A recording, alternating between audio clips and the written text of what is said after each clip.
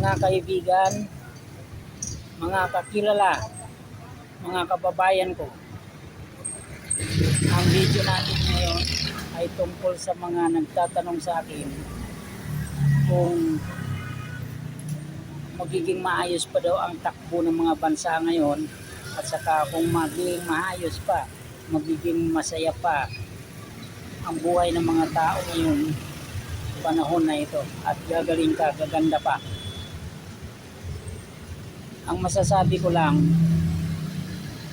simula pa lamang ito patungo sa pinakamasagwa ng mga pangyayari tulad ng mga kalikasan. Simula pa lang ito, mahina pa lang ngayon yan, pero palakas ng palakas yan hanggang sa tuluyan na lumakas ang mga disasters ng kalikasan. Sa mga tao din naman, yung gawa ng mga tao, gulo ng mga tao, ibig sabihin, ngayon, simula pa rin lamang ito. Pero mas magulo pa rin ang mangyayari sa mga tao sa buong mundo.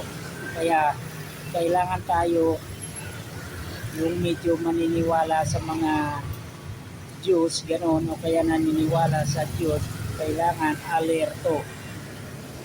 Mga kaibigan, yan lang ang masasabi ko sa inyo ngayon.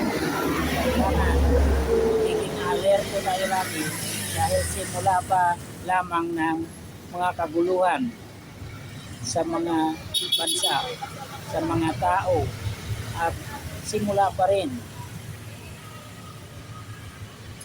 ang kaguluhan din sa mga kalikasan. Kaya tingin ko palakas pa ng palakas itong mga ito. Kaya mga kaibigan, hanggang dito na lang ang video natin ngayon. Sana ay alerto tayo lagi, mga mahal kong kaibigan. Paki-subscribe naman ang video natin ngayon. Maraming salamat sa inyong lahat yan.